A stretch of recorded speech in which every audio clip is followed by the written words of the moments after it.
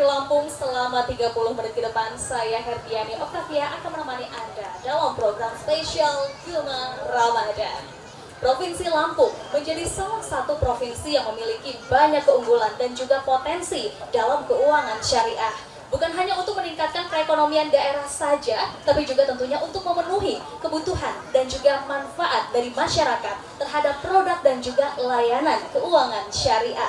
Tentunya dibutuhkan sinergi yang jelas dan juga tentunya peran penting dari beberapa elemen, di antaranya OJK, BSI, dan juga Basnas. OJK sebagai regulator berperan penting untuk mengawasi lembaga keuangan syariah di Indonesia, termasuk di Provinsi Lampung. Kemudian juga BSI sebagai bank syariah terbesar di Indonesia, memberikan pelayanan dan juga memberikan produk-produk keuangan syariah. Serta Basnas sebagai lembaga yang menghimpun dana umat juga turut mendukung unit usaha bernafaskan ekonomi syariah.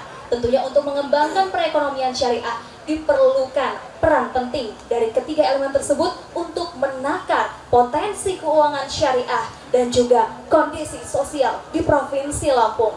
Kali ini tentunya untuk memenuhi dari yang kita inginkan, untuk mengetahui hal tersebut, kita akan berbincang bersama dengan ketiga narasumber yang telah hadir pada saat ini. Bersama dengan saya kali ini sudah hadir Bapak Bambang Hermanto, Kepala OJK Provinsi Lampung. Assalamualaikum Bapak Bambang. Waalaikumsalam warahmatullahi wabarakatuh. Bagaimana kabarnya Bapak? Alhamdulillah, baik. Alhamdulillah. Selanjutnya, selain daripada Bapak Bambang juga telah hadir Area Manajer BSI Bandar Lampung, Bapak Dede Irawan Hamzah.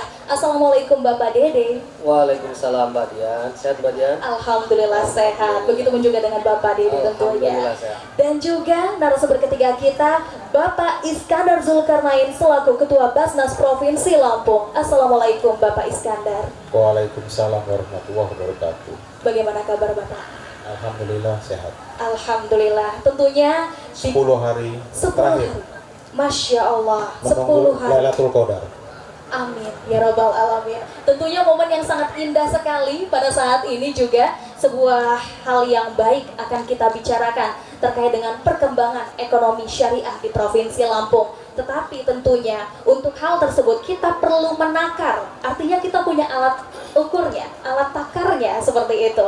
Tapi tentu kita ingin mengetahui terlebih dahulu seperti apa Pak, menurut Bapak Bambang sendiri berdasarkan sudut pandang OJK perkembangan dan juga kondisi perekonomian syariah di Provinsi Lampung. Tidak hanya sekedar kita bicara terkait dengan perbankan, ya. Tidak saja kita berbicara terkait dengan pasar modal syariah misalnya. Jadi tidak hanya dari sisi keuangan syariah. Nah, ketika kita pengen tahu ya potensi dan pengembangan ekonomi syariah, maka kita harus membahas dua-duanya. Ya. Nah, kenapa harus membahas dua-duanya? Karena tidak bisa ya ekonomi syariah ini tumbuh berkembang tanpa didukung oleh keuangan syariah. Karena jalur untuk melakukan transaksi keuangannya saat ini yang paling efisien, yang paling efektif adalah melalui transaksi keuangan syariah di perbankan, ya, pasar modal maupun juga di industri keuangan non bank yang ada di bawah pengawasan OJK. Nah, tapi ada satu lagi yang mungkin masih tidak banyak yang memahami. Nah, ini sebenarnya ranahnya Pak Iskandar nanti bisa menjelaskan. Selain keuangan syariah, ada juga keuangan sosial. Ya. Kita di agama Islam mengenal ya sumber pendanaan untuk pembangunan masa-masa Nabi itu salah satunya adalah dari zakat, infak, sedekah, ya, dan wakaf, ya, ziswaf kalau mau disingkat. Nah, ini adalah keuangan sosial yang dimaksud. Dan saat ini ya potensinya sangat besar, tetapi masih belum bisa dimaksimalkan penggunaannya. Nah, mungkin karena ada yang tidak tahu, ada yang sudah mau tapi mungkin aksesnya susah, gitu. Dan mungkin ada yang sudah ya, tapi belum berkelanjutan. Nah ini yang kita harus ya mengintegrasikan antara keuangan syariah ya, kemudian keuangan sosial yang nanti akan membentuk satu sistem yang namanya ekosistem ekonomi syariah. Nah nanti lebih dalam kita akan diskusikan.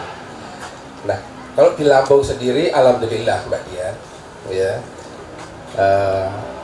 dalam 3 tahun terakhir ini yang namanya pertumbuhan, terutama yang di perbankan, ini melebihi Pak Iskandar dari pertumbuhan konvensional.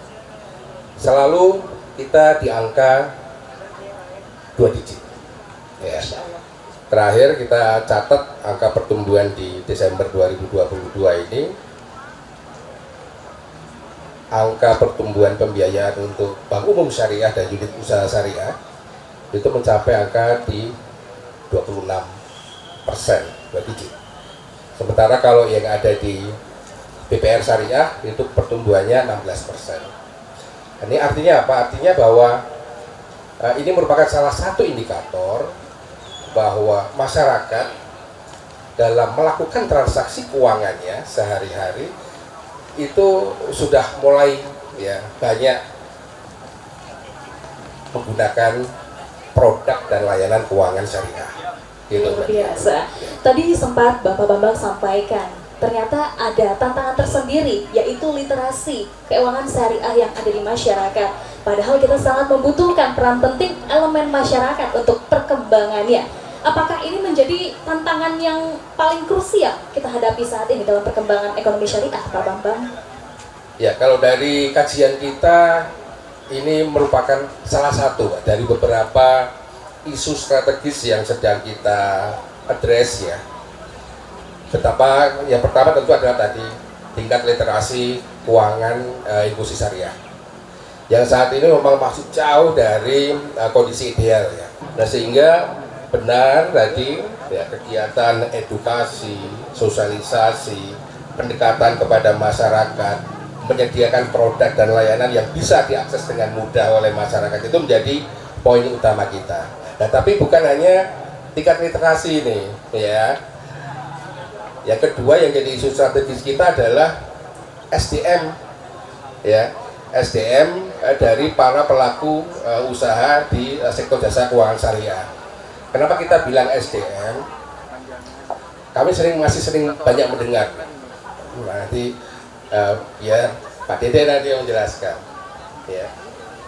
Pak, nggak beda-beda amat tuh, ya. Produknya bank konvensional dengan bank syariah. Nah, padahal ya sangat beda, baik dari segi produk ya, proses produknya, bisnisnya maupun juga tentu akad ya, operasionalnya itu juga berbeda. Yang ketiga ya, isu strategisnya adalah masih belum ada diferensiasi model bisnis bank syariah ini. Artinya itu sama aja bank syariah itu dengan bank konvensional, padahal tidak. Karena di bank syariah ini sebenarnya mereka menjalankan 2 fungsi. Ya, kalau saya lihat ini adalah fungsi komersial sama fungsi sosialnya. Nah, barangkali nanti di sini nih, mungkin kalau fungsi komersial akan sama dengan bisnis-bisnis yang lain ya, perbankan yang lain gitu. Tapi fungsi sosialnya ini yang saya lihat sangat menarik dan bisa menjadi pembeda antara bank syariah dengan bank konvensional. Artinya dengan mengetahui 3 tantangan tadi, kita juga bisa mencari solusi apa yang perlu kita lakukan. Maka dari itu kita perlu untuk ngobrol bersama di sini bersama dengan beberapa elemen. Nah, kita akan lanjutkan lagi tentunya obrolan kita kali ini. Namun jangan kemana-mana, tetaplah bersama kami dalam program spesial Gemar Ramadan.